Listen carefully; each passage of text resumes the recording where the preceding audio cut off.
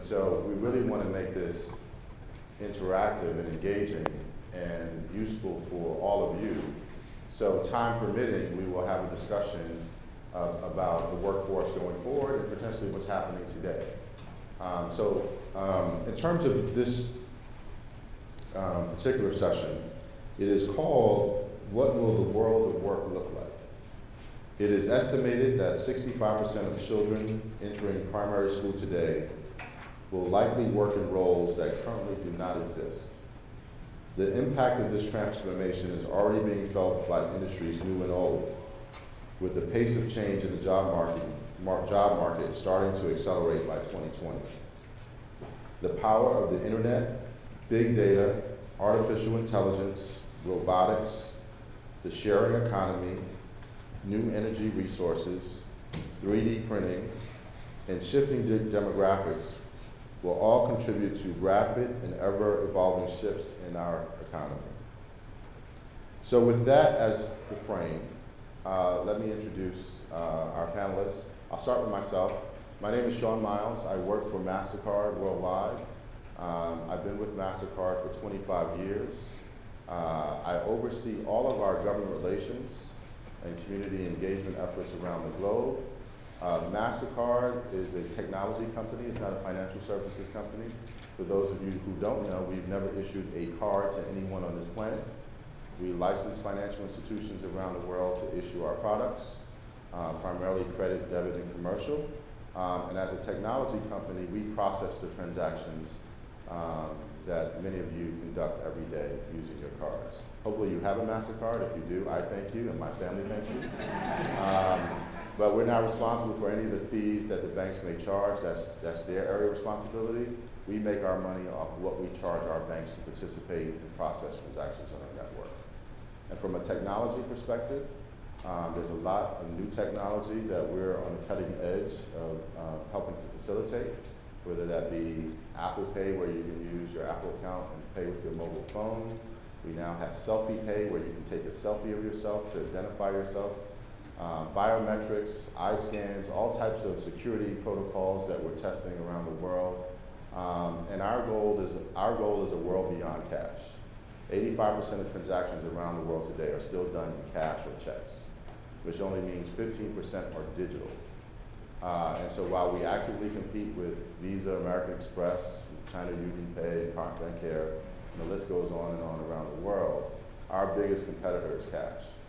And so for us, in order to achieve a world beyond cash, what we realize is that you then have to bring electronic payments to a broader segment of society, and which is why we're a sponsor of Operation Hope, and we have a focus on financial inclusion.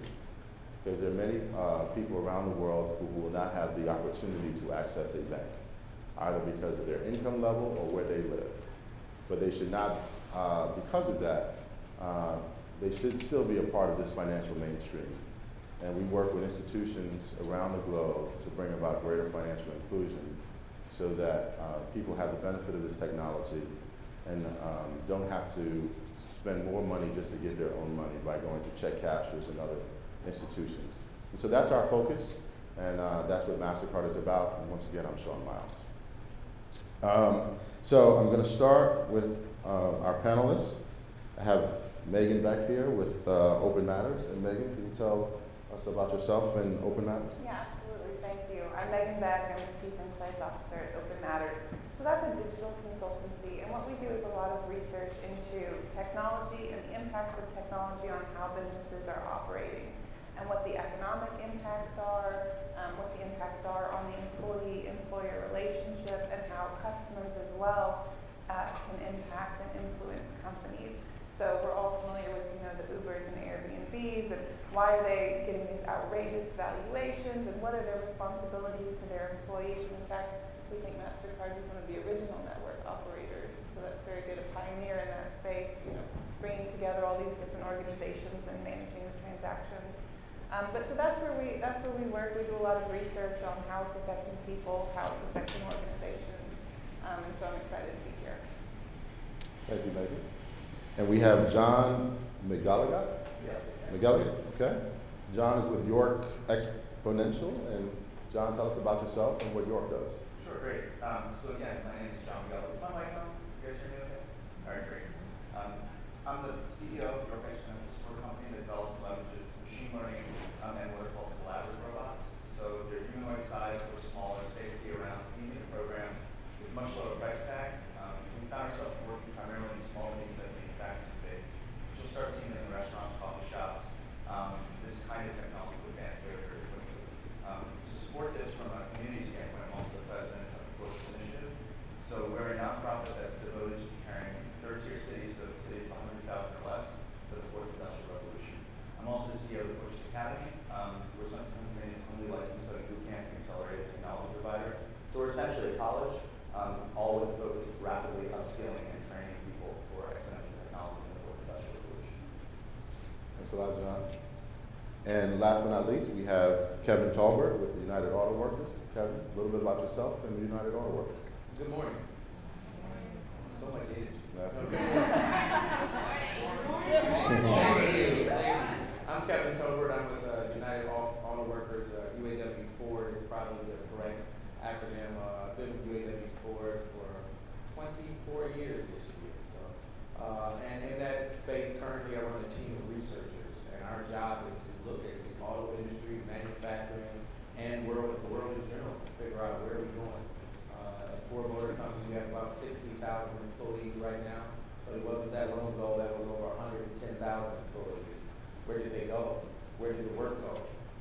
And how has technology impacted that? Will we continue to have work like that? So we study the industry quite a bit, and we watch and look at the changes, and we try to anticipate how we prepare our employees so that they're not waiting for the company to come along and say, hey, we no longer need an unskilled worker, or we no longer need a millwright or a pipe fitter. We have a robot, or we have technology to do that. Thanks, Kevin. So Kevin talked about preparation of their employees, and I guess the one question I have here is for the panelists: how prepared and ready do you think we are, either nationally or globally, for the changes that are happening in terms of technology and its impact on the workforce? I'll jump on that right away. I think we are getting prepared for it. I don't think we can even fully fathom how much it's going to impact us. When you look around and you think of the fact that your iPhone, or if you're using another phone, shame on you, if you don't realize, and one of our top researchers was a former rocket scientist at Ford Motor Company, and he mentioned this the other day. He said, there's more computing power in our cell phone than what was used to first send man to the moon. And we don't think about that often. Earlier we were discussing, and I heard John say that, we look at this thing as a toy, and it's games, and it's social media. When you're thinking about that much computing power in your hand, and just there every day, and now start applying that all over in your life. One of the big things we talk a lot about is self-driving cars, and will these cars actually work, and will you trust it? And will you be, and the true test is not will you trust it, will you put your kid in and say, hey, drive into soccer, drive into baseball, and when will that take place? And these things are going on right now, but it's going to impact us in so many ways that I don't think we're really prepared for it just yet. But I think the great thing about us is that we're flexible, because many people wanted nothing to do with smartphones. And remember, what that long ago we were going, oh, I can't stand this touchscreen phone. I need buttons. And if somebody gave you a phone with buttons right now, you'd be upset. You adapt it. You're flexible, and we can be flexible. And that's really just what we need to be very flexible and not be stuck thinking this is what I'm going to do and how I'm going to do it forever. And that's the real skill we have to teach children going forward. So I've had a chance to travel with hundreds of smaller communities across the United States. 32 cities that might be a focus, but also participating in larger events like South by Southwest, that's the White House. And I would say we are completely unprepared. I don't think we fathom not only what's about to happen, but the speed at which it's about to happen. I think that's going to be the largest challenge. And not just so we talk on local and then national and international.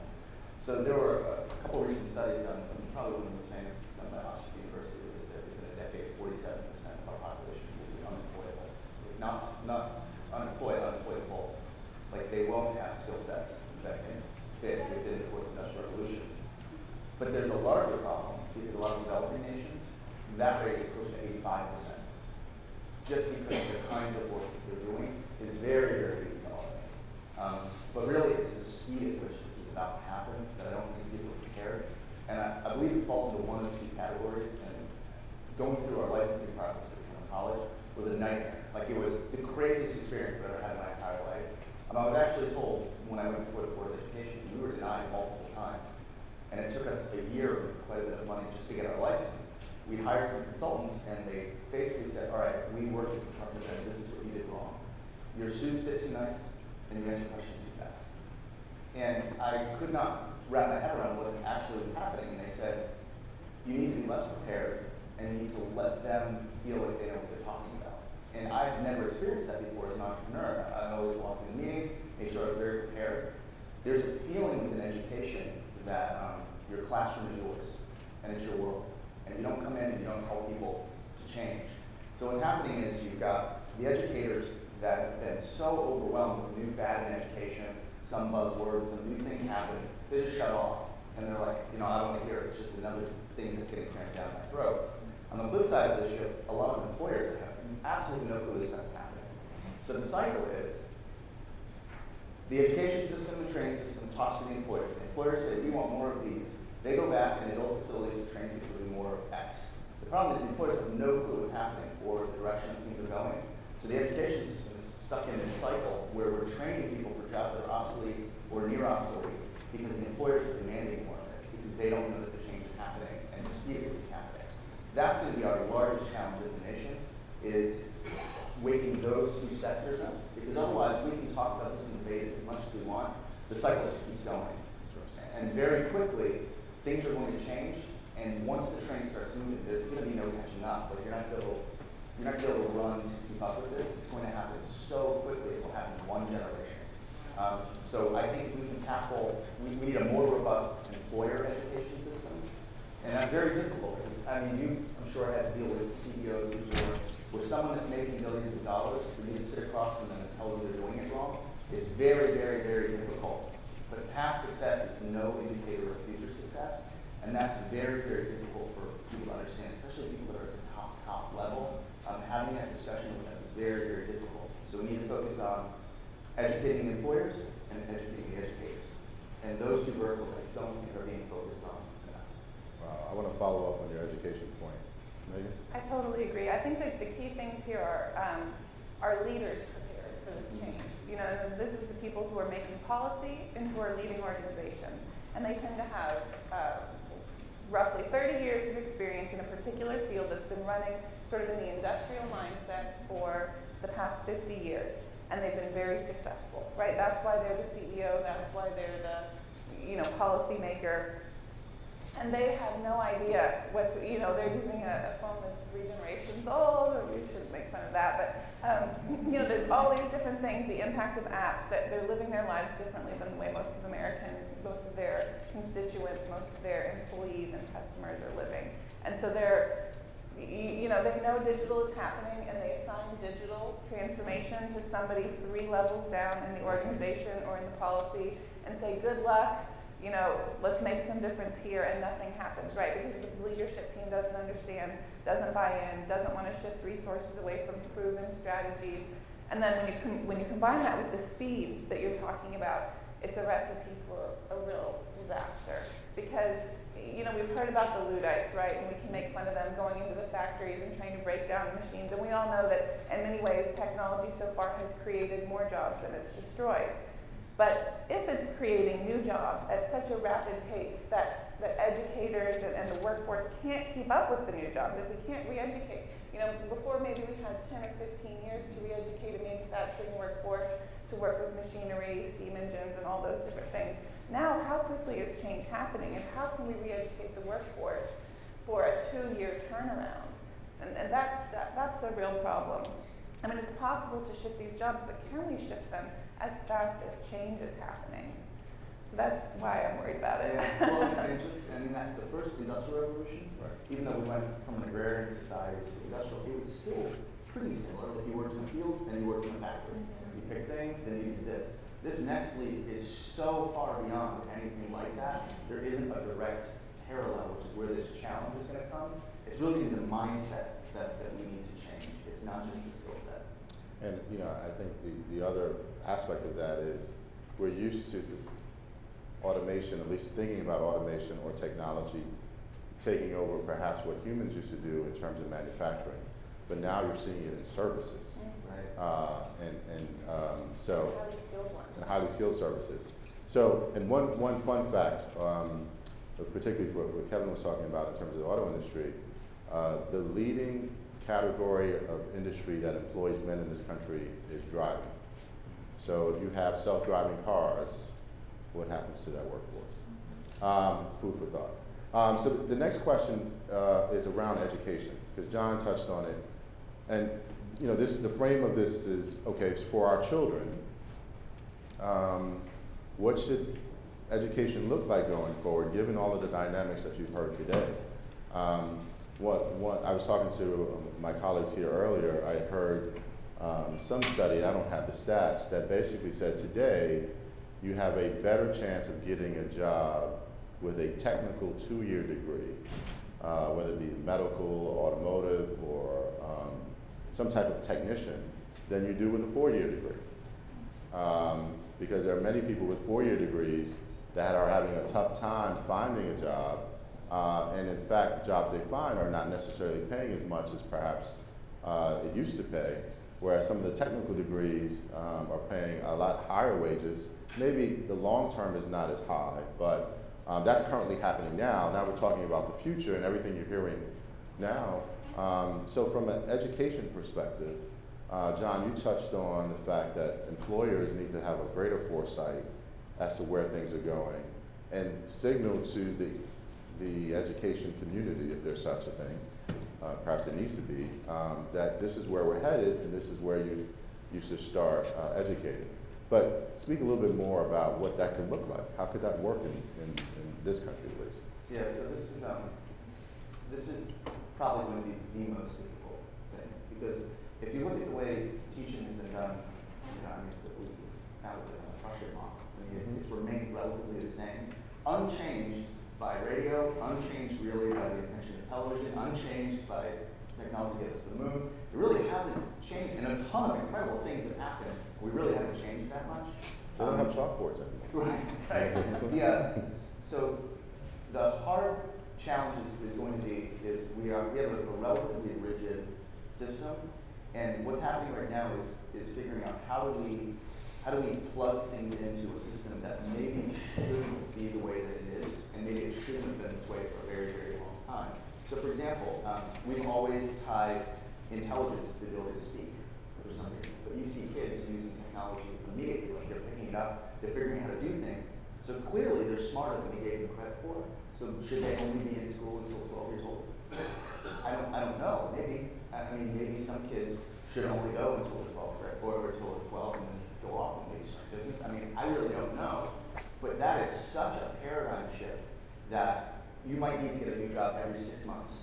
Wow. I mean, an industry might pop up and only exist for 18 months, and then it's gone. Are we okay with that?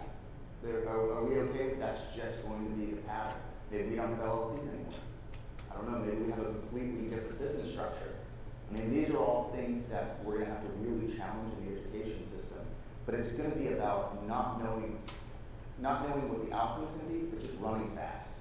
And that's very, very difficult because people want to plan for 5 or 10 years. But a lot of times that strategic plan is the thing that will kill you. Because when you come up with it, you think, great, now I don't have to think about the future for 5 years. And that's what happens with a lot of big companies. We're in the education system.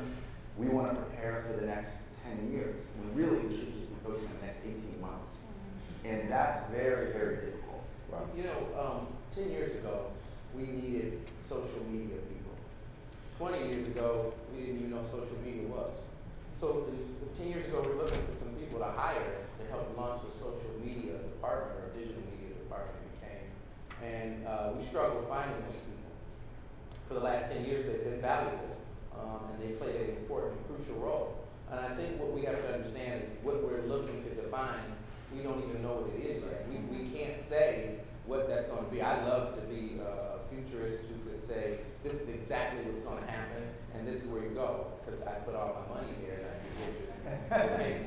But the point of it is that, I think, and I talked about this earlier, this flexibility, and it's the same in education.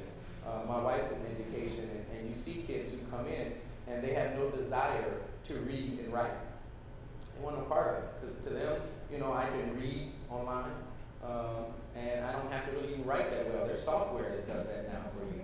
In fact, there's lawyers who don't even write briefs anymore. They let the software write it and give it to a judge who uses another set of software to analyze the brief. So the software is talking to the software. There's no judges and lawyers doing that much anymore. So when you're trying to tell a kid that he needs to read and write, he's looking at you going, no, I don't. And that's a hard thing to try to push, but we still have to push it, because as much as technology can take over or do a lot of these things, some of those core skills are still there. And I think that the goal is to get us to, I think, and of course I work for a union, and I think sometimes we're so pressed to attack the teachers and blame them and get rid of the system that we had, and forget the value there. And as you jump to these new systems, then we lose that value and wonder what's wrong in these places and how come they're not successful. So there's a lot of good things in there, and we don't have to throw the whole thing out, but we do need to adjust the system in that. Let's stop training people to be auto mechanics. We don't need that, but we do need to teach people coding, and coding should be going on just like that's a basic core skill.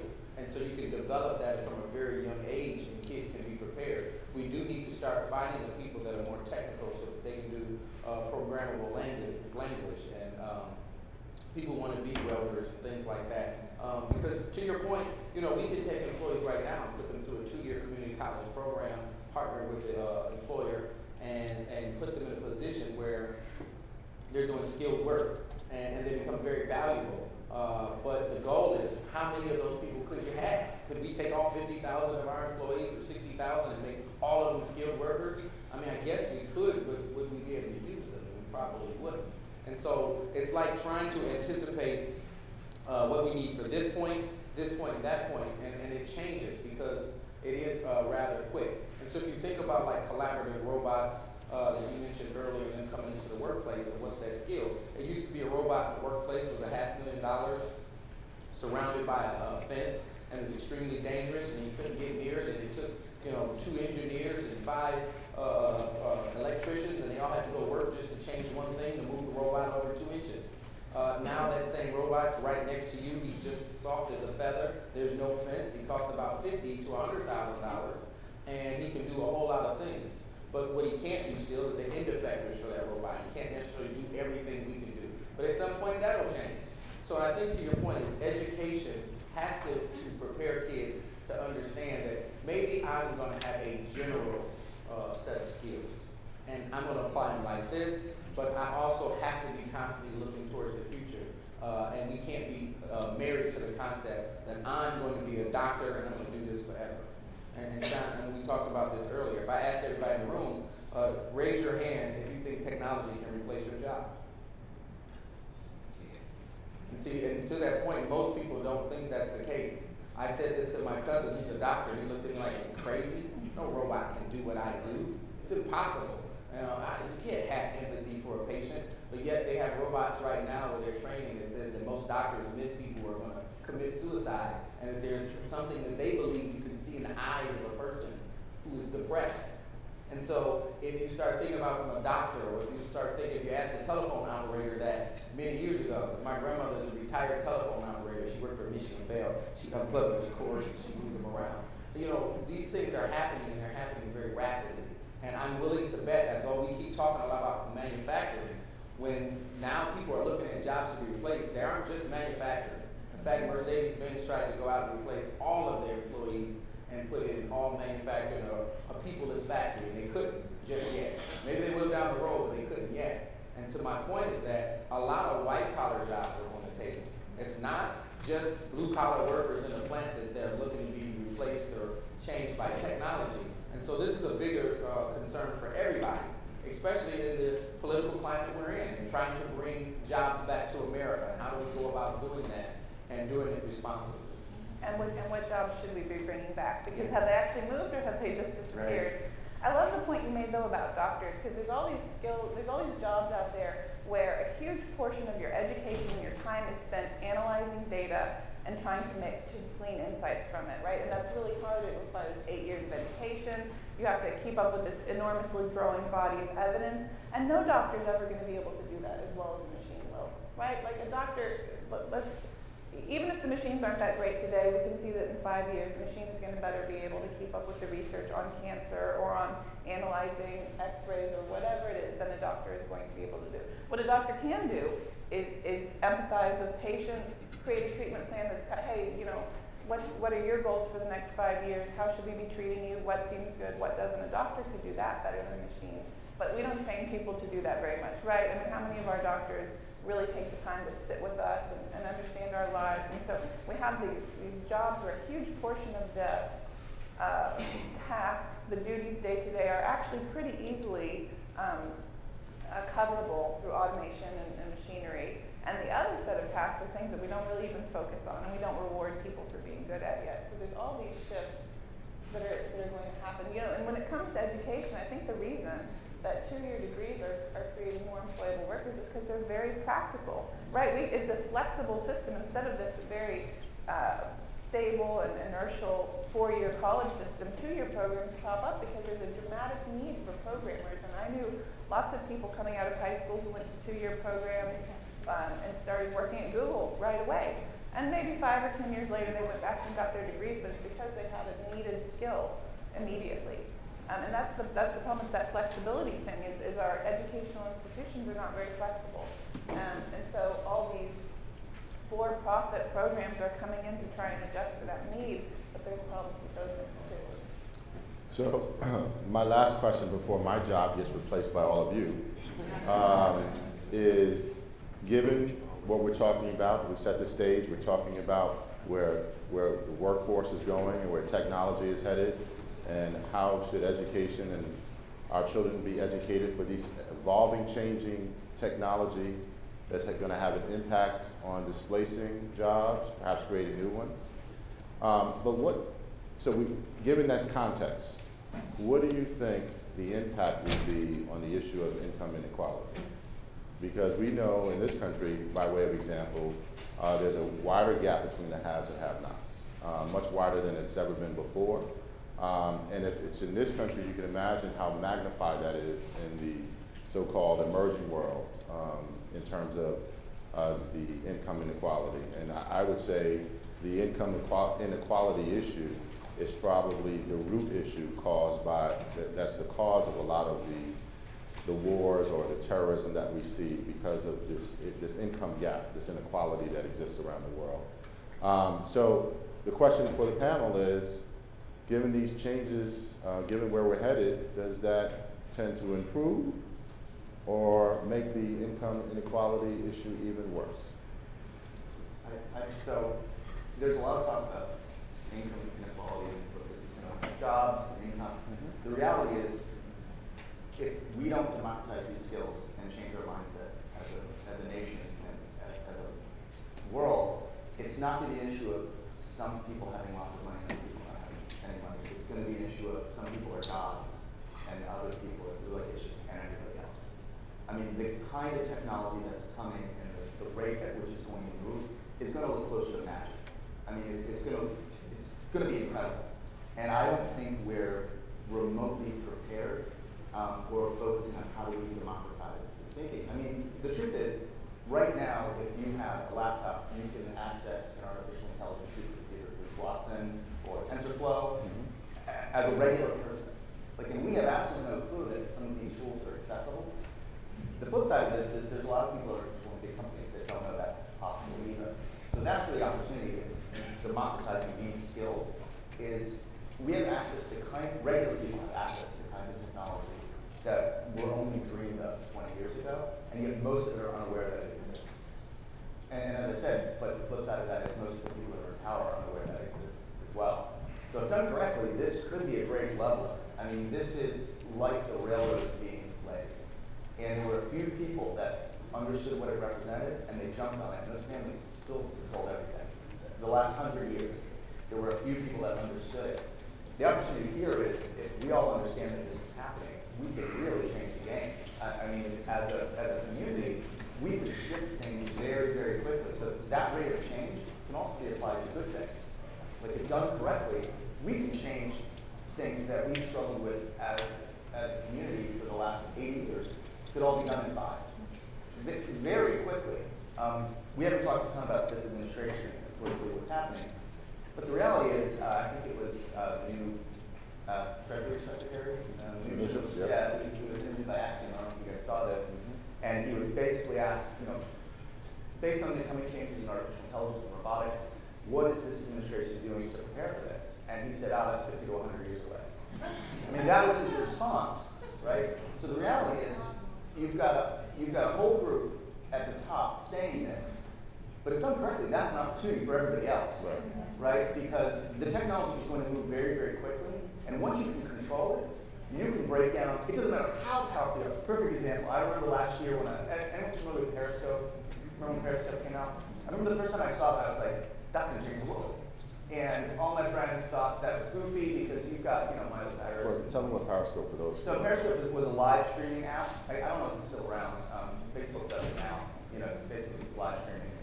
But I remember when I saw it, I was like, man, that's really going to change the world. And as Americans, we were using it for goofy stuff until Facebook added live streaming, and then Black Lives Matter happened. Right? So you had a whole group of people that weren't PhDs or data scientists or technologists, but they took a tool that was accessible to everyone, and they began to challenge institutions that before were impenetrable, right? And that was done through serendipity. Like, I don't know that anybody was like, okay, these are how many devices are connected. If we do this, we can live stream to this many people that can do this, that can organize that. I think it was done out of necessity. Imagine what would happen if we did it out of intention. Like, as a community, we took stock of everything that's available to each one of us right now and figured out the best way to use it. And not to scare anyone, but there are other folks that are using the technology. I mean, ISIS is a good example. Anytime we use the technology, there's something like, if you've heard of the bell curve, like I call it like the combatant curve. Every time we use the technology for something, we might use it for something goofy, but you can see other groups will use it. So whether it's Twitter, whether it's Bitcoin, blockchain, we're hitting a point now. Who knows what Makerspace is? Have you heard of Makerspaces? Right? Accelerators, incubators. So that's becoming commonplace. The next iteration is going to be terrorist makerspaces. I mean, it makes sense as 3D printing is more accessible. For the first time, they found a cache of drones that were purchased on Amazon that ISIS used to blow up a Humvee. I mean, this stuff is starting to happen. So if we as a community understand the technology can be used to shift things and be responsible about it, come together, there is a very, very big opportunity that we can change everything in a very, very short period of time. I agree, but I think one of the things we have to remember is I've represented employees all over the country in every workspace. I've represented lawyers, nuclear scientists, people who couldn't tell me what they did because it was protected, auto employees, casino workers, healthcare workers. And one of the things that I found in common is that all workers had a common system. If you didn't own the company, then you wanted to be treated fairly. You wanted to be paid fair, and you wanted to have opportunity to be off and enjoy your family. You wanted to have decent health care. And I think what we have to think about in this new world and this income inequality that we're seeing even more of is that the masses of people have a lot more in common than we are differences. And anybody that's speaking to our differences is really the problem. And you need to speak to what we all have in common. And I think we need to understand, and listening to this, I'm part panelist and I'm part listening, you can almost become afraid and say, wow, this new world is scary. But you don't have to be afraid if you're collaborating and you're working with others and you're stretching for the people who are thinking about these things differently than you are. You should be afraid if you want to stay exactly where you are and you want to stay in your own little silo and you don't want to go outside your company because you probably won't exist much longer. So the goal is to understand that we have a lot in common. And I think hopefully what we start to see is that we get a lot more national unity and a lot more national pride. Because right now, the majority of this technology that we're talking about, China, they're borrowing more of it than anybody. overseas, all these countries are doing this. And so America's in a tricky place. I work for a union. I want people to be paid more money. I would love for all the workers to make $40 an hour. But at the same token, I know it's not necessarily sustainable. Not when we can take and go in Mexico and pay people much less, or in India, or in other parts of the world. So there has to be a balance here, and we have to understand that balance. But at the same time, we have to understand this is a national issue, and that we need to start collaborating nationally.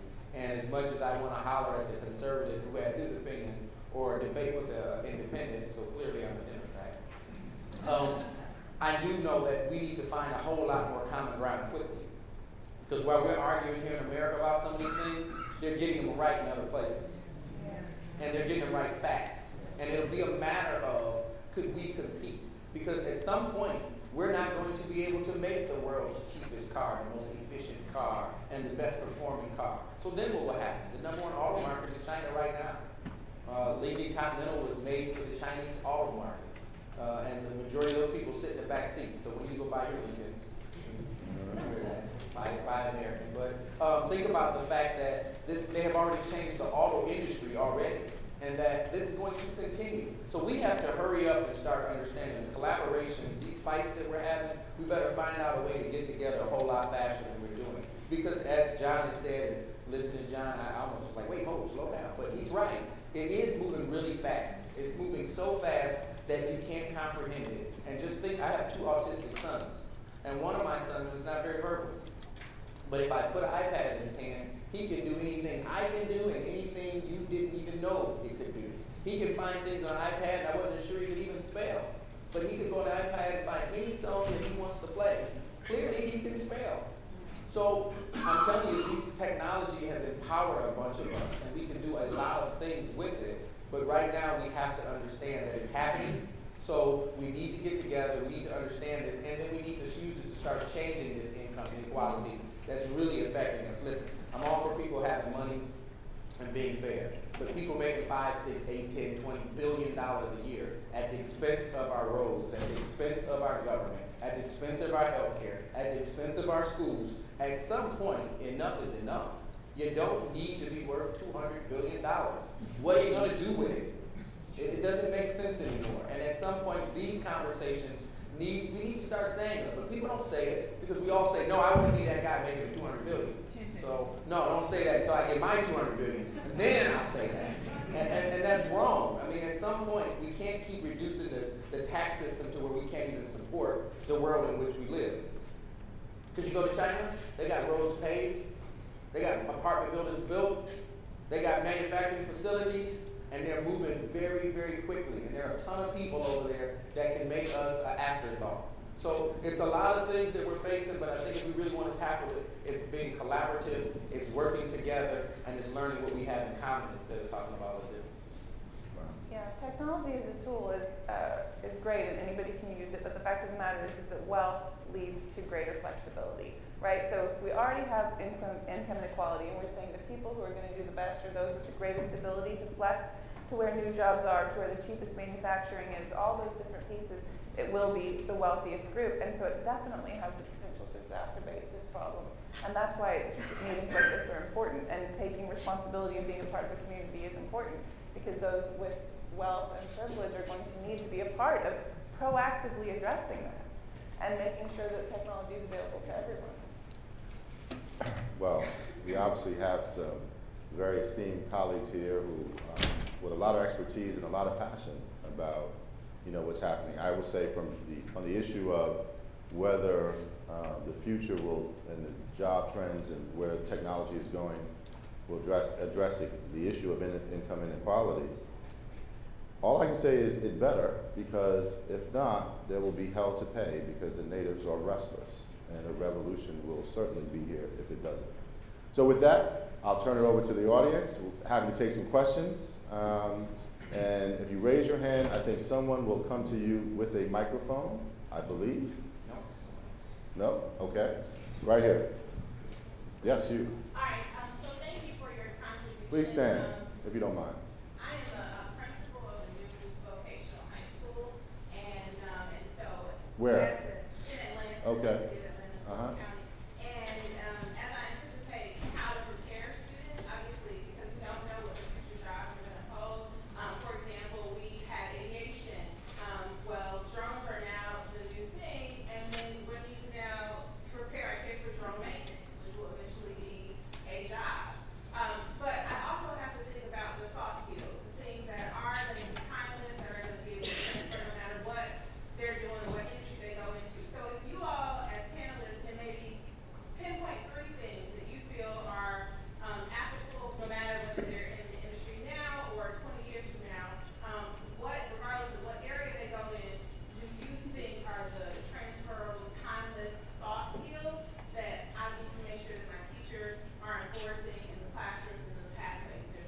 Thank you for your question, and so I know there's a number of questions, so what I'm gonna do is just ask one panelist to address each question. So which one of you wanna address the question? I would just say it's communication. Communication is extremely important because you need to be able to understand what you're seeing and doing and talk to so many different levels of people. And then I think the other one that's extremely important as well is curiosity and keeping kids extremely curious. And in that, and maybe 2A, is being a self-taught person. You know, with the internet, if a teacher gives you a topic, to me, you should be able to go off and do a whole lot of research and come back. If you're not curious, you're never going to do that. And I think we have to reward kids who are curious and the things they are curious about, and let them go off into those things and encourage them to go off and learn as much as they can, and then the school add and build upon that.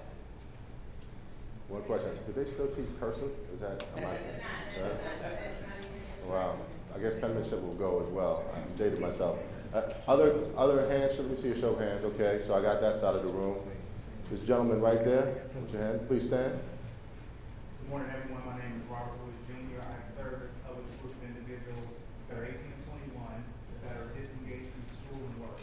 And I'm speaking on behalf of them. It's very ironic that we're having this conversation. So I looked at television this morning, and they had self-driving trucks, 18 wheelers across Colorado, machines that are actually performing procedures that doctors do, as well as, she said, sell things to pay for bills. Working for these individuals that have limited education and thinking about the present as well as the future, will these new jobs that I'm hearing y'all speak of in the future, are they going to be available to individuals with minimal education? Who wants to take that one? Sure, I'll take that one. So this is a really interesting topic. So I get brought in, I do a lot of teacher training, so I get brought into high schools to get teachers to understand the exponential rate of change, technology, what's actually coming. And I'm going to be honest, most of the schools that think they're doing great, they have one-to-one devices, they have maker spaces, are the most unprepared. I mean, they're living in denial. So there's an actual opportunity to understanding that this is coming and not being locked into a system where you think you're all set. I travel across the United States and I meet with a lot of folks, and I can't tell you, almost 99% of the time, people are not being innovative, they're being imitated. Right? They're copying what Silicon Valley did 15 years ago, 10 years ago, and so they think they're all set, and they're like, look how innovative we are. And I'm like, you're not innovative, so you did a hackathon. Who cares? I mean, you know, I don't know what to tell you. I mean, hackathons have been around for a very long time, and maybe you just discovered them and started doing them, but that doesn't mean you're prepared for the future. So this is an incredible opportunity for folks because nobody's trained to do these jobs, right? They don't exist yet. I mean, this is happening so quickly, so if you think you're all set, you're fooling yourself. So this is where I was talking about some of these opportunities for folks that before have been left out of the discussion. Right now, this discussion isn't even really happening for a lot of powerful people. So that's where this opportunity is. I guess in economic development terms, they call it technological leapfrogging, where you get like a country that doesn't bother to run telephone poles and all the infrastructure we have, they go directly to mobile payments. They just skip all of that. That's the opportunity here, is to just go, I'm not going to worry about the lowest common denominator. And I'm on a board for a charter school, and we work with kids in the 18 to 21, probably very similar to some of the work you're doing. And the truth is, it's been seen as a success just to get them employed. Like, even if it's a low job, I can tell you right now, and this is already happening, walk into any Starbucks and see how many 4-year degrees are working there. Right? So you already have people with bachelor's degrees competing with people who don't have 4-year degrees to wait tables. Right? So that's a race we should not be running anyways. But the truth is, if we focus on the exponential thinking, we leapfrog that. Like when I go into schools, and we were talking about this, I ask for a show of hands, like, who here wants to be the next Mark Zuckerberg? Right? Nobody's hand goes up. I go, who wants to grow up to be Iron Man? And everyone's hands go up. And the reality is these kids are probably going to grow up to be Iron Man before they're going to grow up to be Mark Zuckerberg, just because of this technology. But they got to understand that, right? They have to understand that this is the direction things are going. Almost anything is possible. You don't have to worry about fitting into a broken system. That system's on its way out, and it's been on its way out for a very long time. So this concept of technological leapfrogging, it's going to be how fast you can run. It's not going to be how many letters you have after your name or what school you went to. None of that stuff's going to matter. It's going to be about how fast can you run, because these next 4 years are going to be worth 40 years in innovation. So while we're talking about this stuff, and like China is a good example, they actually have a program that loosely translates, the government-run program called Replace All Humans with Robots. That's how it loosely translates. And they're giving subsidies and tax breaks to companies that replace humans for robots. So that's the position that we're in. But as I said, a lot of these discussions aren't happening at a higher level or with schools that think they're all set. You know, they've got makerspaces, every kid has an iPad and a Chromebook. They think they're golden, right? And the truth is they're training kids to work for Facebook in 2011. I mean, they're not training for the future. So that mistaking imitation for innovation is very, very dangerous. But if you truly understand what's going to be innovative and the direction things are going, leveling the playing field completely. Actually, completely different game. Not even playing the same game. So we got a number of hands. I see there's a gentleman eager in the back behind the pole. I can only see part of his face. There it is. My name is Chuck Barlow Jr. I'm with Sasa Saving Our Sons and Sisters International. I'm part of the Computer Science Advisory Board from the Georgia Department of Education, CS for Atlanta. Currently, right now in the state of Georgia, there are 20,000 IT jobs that cannot be filled by Georgians. The schools, Georgia Tech, UGA, KSU, you name them, are not graduating enough students to actually fill the gaps. So what we're trying to do now with partners and other organizations with the Department of Education, they actually have a computer science lead who's been a teacher in the classroom for 8 years. First time they've ever done it. Now, the other part of it is, in order for us to really move past where we are now, teachers and schools have to have relationships with industry. If industry is not here building, we are driving the kids down a dead end to nowhere. And these are conversations I've had with top level executives, with junior achievement. The same thing is happening. Everybody's having the same conversation. But if we're going to teach our kids computer science education, the teachers have to have computer science education backgrounds. So there's a lot of things that are changing every year. And anybody who's educated knows every 2 or 3 years they change quickly. Right? So when are we as a community going to stand up and say, this is what we want, and here's where we want our dollars to go, so that we make sure that the Georgia homegrown talent gets first dibs at the opportunities in such a global city. Thank you. So if I had to translate that into a question, thank you for your comment and the assessment. How do we get to a point where industry is informing education and our educators so that we have the right training? Anyone want to take that on? Yeah, these partnerships are really important. I mean, when I started as an engineer and I went to a classroom and taught robotics with LabVIEW to 3rd graders, and it was great. And there's actually a lot of, maybe the key is looking at people more junior in the organization, because there's a lot of people who really want to be involved with their community. And if they pitched it to their bosses and said, hey, I'd like to go 1 afternoon a week and work at this classroom and so on, I think they'd get a lot of traction and a lot of approval. But it all comes down to practicality, right? We have these educational institutions that haven't moved in 20 years. We have a workforce that has different needs, a totally different job need. And, that question about how do we teach kids soft skills? Well, it comes when you're working on something that's really valuable and engaging, and you have a team, you're all working together with a problem that actually matters to somebody. It actually matters to this company that sent somebody into your classroom in order to help train you on these topics. And so all of this comes together, and it's probably a lot to your point about bringing educational institutions up to the current day. And so, we just need to be creative, reach out to the companies, reach out to the people lower in the organization, ask for volunteers, ask for parents. It's not an easy solution. It's not to say that these things are all simple, but absolutely getting people, getting organizations involved in the classroom is essential. And Google's done it, and that all happens in California, right? And they have their own Google Labs and institutes, and they work with their local high schools. And so the same thing needs to be happening everywhere. And probably not, technology is the greatest place, right? But it's so valuable anywhere, whether you're in journalism, whether you're in medical, to have those real touch points with people in the field who actually are practicing. We've all had that experience where you realize that your education has prepared you for about 10% of your job. The 90% is what your manager is going to tell you on your first day about what's actually relevant or not.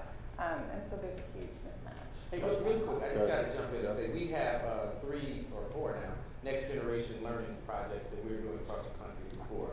We do it in Louisville, Chicago, Ohio, and as well as the Metro Detroit area. We do these things.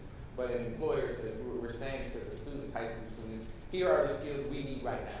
Complete this, let's partner, and then we will hire you in and bring you in because you're coming with those skills. Soft skills being incredibly important, like can you get here on time? Yeah. Can you actually listen when we tell you what to do? Things like that. So we're doing that, but I think the real tricky part to your question is how you move much faster and getting those computer skills and things of that nature into the place. And I think the tough discussion is part of what we're doing now, which is really trying to shake people and say, hey, wake up. This is a big problem. And we can't keep getting people on H-1 visas from overseas to come here and do these jobs and then watch all these people be unemployed over here. You know, my son, I fought immensely with him. He was here in the great state of Georgia and came back from Morehouse University with 0 credits after $45,000.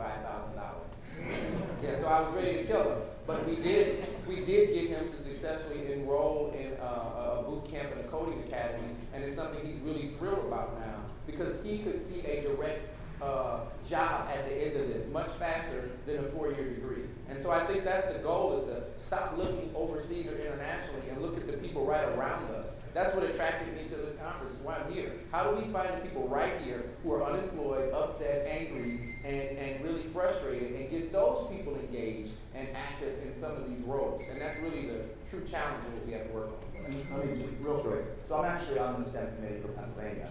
So I'm doing. What does STEM stand for? Science, technology, engineering, math. But we're going through this very similar statewide thing, and I cannot stress this enough. And ironically, boot camp. So this could hurt me, but I don't think it will.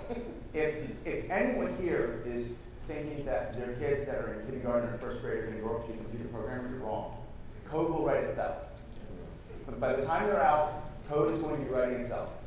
And it's important to understand this discussion we're having right now is not what are our kids and grandkids going to do. This is how are we going to survive for the next 5 or 10 years. That's the only discussion we should be having right now. Because what's going to happen in 5 to 10 years will never repeat again in human history. Right? We're in a transitional phase. And we need to understand that that's the position that we're in right now, which is why it's important to come together. Like whatever happens in the next 5 to 10 years will define the next 1,000. So we're thinking about, well, when our kids grow up, they should be doing this. Don't have that discussion, right? Because we can't imagine what the world's going to look like in 10 years. We just need to start running. Yeah. Very, very fast. But we also have people who need to live through the next 5 years, right? And they need education. Right. We can't predict what it's going to look like in 10 years, so we need to at least educate them for now, not last year. And that's why, as a coding bootcamp, we're focusing on rapidly upskilling, creating agility, creating that workforce. But intentionally, we are set up to get through the next 5 to 10 years. Right. I am not planning that I'm going to be teaching kids computer programming for the next 50. We need to transition. We need to understand the rate of change. We need to upskill people consistently. And this is going to happen probably, I would say, within the next 2 years. People are going to get retrained every 6 months.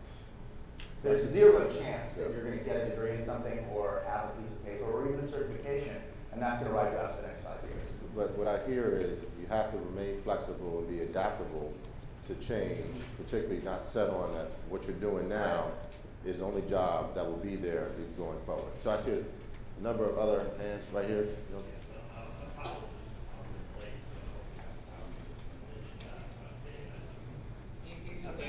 I said apologies for coming in late, so I hope you haven't covered this yet. But in passing, I heard something in the news that some state-run school system, or even a county school system, has passed some regulations that says that kids that are in high school, in order for them to graduate, they have to be able to declare what they're going to do when they finish school. I don't know if anybody's heard about that. But so whether you heard about it or not, what do you think about it? That's nuts. I mean, that's. Well, Sorry.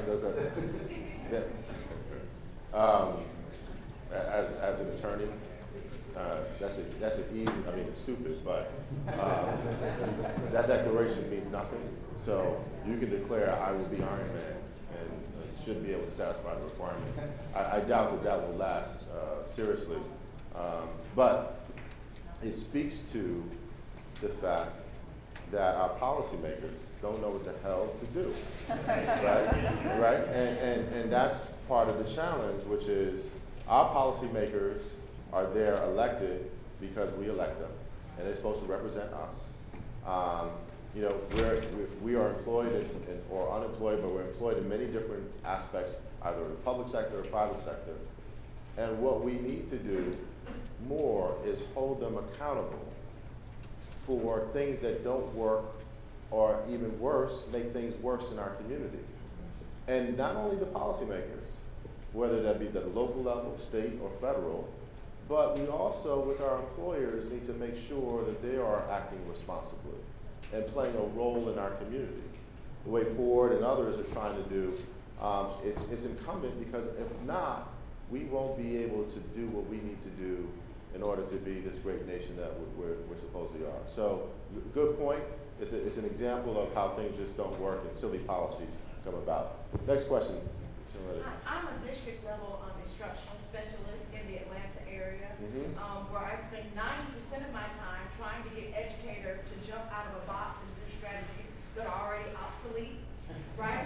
And so here we're talking about CEOs and what education should be doing, and then so all year we're trying to get them to do different things with students, and then comes the end of the year, as of right now, where we have all of these state mandated tests, where they immediately go back into rote memorization and just, lecturing. So my question to you would be, who needs to be having this conversation with our legislators, where I want to go, about the constraints that they're putting on the educational system that's keeping us at the Great Depression, that we can't even move up to the 21st century, but yet where you're saying we can. Who wants to take that? Well, actually, we just ran a pilot in Pennsylvania. So we started with a group of 20 teachers, administrators, and then quickly moved to 400. It's starting to scale, but essentially I came in and just scared the crap out of me. Like, I spent a half day coming in talking about everything that's happening in artificial intelligence, robotics. Because if people don't know, we're not going to demand this from our legislation, right? This last election was won by artificial intelligence. And nobody understands that it's happening, right? Perfect example, like, I love my mom, but my mom just discovered YouTube, and I can't convince her of anything, right? She'll watch a video, and at the end of that video, you might also like, and so this algorithm is learning what she likes and what she already believes, so it's reinforcing what she already believes, right? So I can't debate with her on anything because she thinks she's done research. Right? But we're all in the same boat. Like, if you don't understand this, the same way Amazon's trying to get you to buy a shoe, it's reinforcing your political beliefs, or whatever it is that you believe. So we're all having arguments about things that are important to us when we're missing this huge leap in all of the things that are actually happening. So until we are all like shocked awake and start demanding it from the top down, like, they don't want to get reelected. If there were enough of us going, why are you not focusing on this? They will start, whether they care about it or not, they'll start focusing on it. But as long as we're all distracted by all of these other things and becoming siloed, who here is on Facebook? Right? So anybody else's newsfeed explode with posts that say it's something political, and then it says no political comments, or I'll unfriend you. Like, people are just going on this. So one, we have an algorithm that's already reinforcing what we already believe, and then we're intentionally unfriending people and blocking them that disagree with us. So that's just happening over and over and over. You think we're ever going to get anything done when each one of us believes pretty much whatever it is we believe? Like, we're even divided within our friends groups. So how are we supposed to affect change when the people at the top are going to be like, that's great, we'll just throw in whatever slogan we think will work. And the reality is, it'll work, right? Because it doesn't have to be real. Like, it doesn't have to be true. It just has to get votes. So it's important for all of us to understand that the world is already run by artificial intelligence. Robotics is already, this has already happened to us. This isn't the future, this is the past. Wow. We just haven't realized it yet. And I get terrified when I speak to leadership. And we do different workshops and I give presentations. And at the end, it used to happen more. It doesn't happen as much where people are like, John, this was really informative. You can tell that you're really passionate. You have a lot of knowledge. But I'm going to be honest, you're too far in the future, and we're focused on this right now. We can't worry about that stuff. And I'm like, dude, 99% of what I just said is the past, not the future. Right? I'm showing you things they don't know, but it already happened. Like, I'm not talking about the future. I'm talking about 6 months ago, 12 months ago.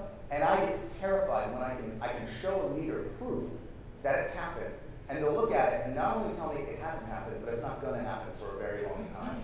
And then just continue to make policies and do whatever they've been doing. It's going to take all of us kind of waking up at the same time and demanding this. Because it will be like a revolution if we don't. So unfortunately, I got the time is up.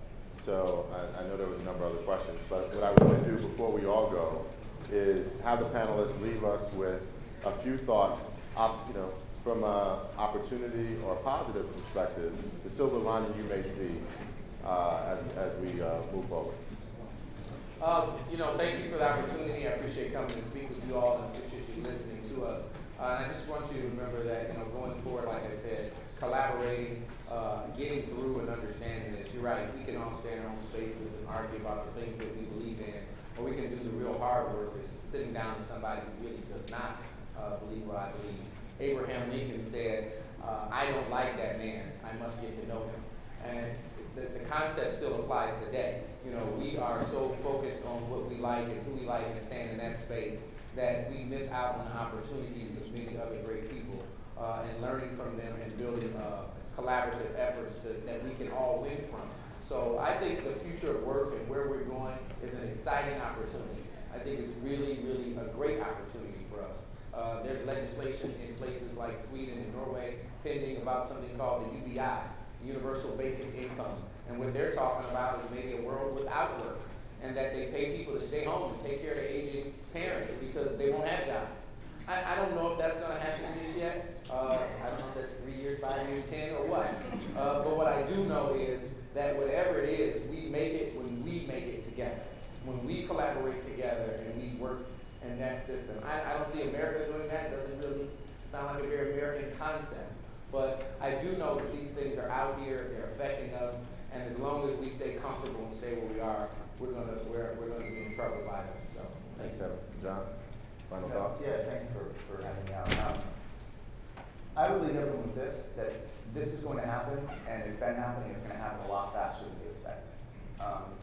And you're starting to see it where things look kind of goofy, and they're silly, and sort of gets things wrong, but very quickly it's going to get very smart, very fast. The benefit of this is this exponential rate of change can be used. Like each one of us can use this. And it doesn't matter if we've been struggling with things as a nation for 20 years, 50 years, humankind for thousands of years. It can all be changed in the next 5, right? If we're intentional about it. So that exponential rate of change can either happen to you or it can be a tool. And you can use it. And there will be nobody powerful enough to stop us. No one. If we truly understand how to use this technology, how to leverage it, how to democratize it, I don't care how much money you have, I don't care how long your business has been around, I don't care how old your family is, I don't care how powerful you are today, you will not be able to stop it. And that's the advantage that I think every one of us in this room have, is a lot of people at the top aren't even having the discussion, and yet here we are talking about this right now as a community. This is powerful. Like, this is a very, very big deal that we're sitting here right now with this group talking about robotics and artificial intelligence and technology and exponential growth, and we're not in San Francisco. Like, we're not in a coffee shop in San Francisco all stroking our egos and telling each other how great we are. Right? We're in here talking about this technology and how we can change the world for positive and for good. People of all different races, all different backgrounds, from different countries, different ages, different sexes. This is a big deal. So I would just leave you with the hope and understanding that we're going to change everything. There you go. Well, first, we're all great, right? So we can do that part. But so as things are changing so quickly, a lot of times bad stuff happens, right? And we've seen some bad stuff happen recently. And so let's use that as a motivator to actually come together in times like this, bring people together and affect change.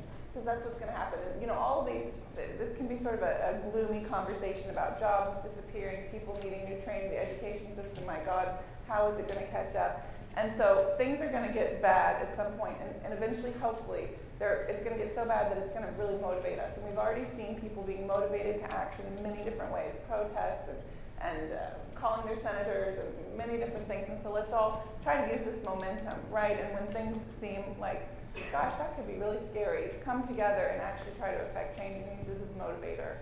And I think that's what's gonna happen. It's gonna be lumpy. Our reactions to these things, it's gonna be really tough, and then we're gonna come together and find a way to retrain the workforce, to rechange education, to decide if we need universal basic income and all those different pieces. So I have a question, and you can raise your hand. Who in this room is the most important person? Mary. So, the reason why I raised that question is because when I heard your questions and the questions we talked about, and I've looked and I think about all the things that have changed dramatically, it's all because we empower ourselves. A lot of times we say, we need somebody to solve this problem. We need our curriculum to change, we need our politicians to change, etc. But all the things that happen that bring about change is because we take the initiative. So each one of us has the power to take the initiative in the way that we can take the initiative for the issue that we're concerned about. Whether that be with the teacher in a nice, respectful way, whether that be with the principal in a nice, respectful way, whether that be with your local politician in a nice, respectful way, maybe not too respectful, or whoever it may be, our employers, we all have the power. And what I've noticed just in the roles that I've had is that person that is able to, whether it be a text message or a short email or a phone call, that say, look, I have an idea or a solution or a concern, are those that get addressed. And so for what we're talking about now, we actually all have the power to move things in the right direction. We just have to embrace it and say, I own this, and I'm going to contribute in some way. And with that, thank you for coming out. God bless and good night.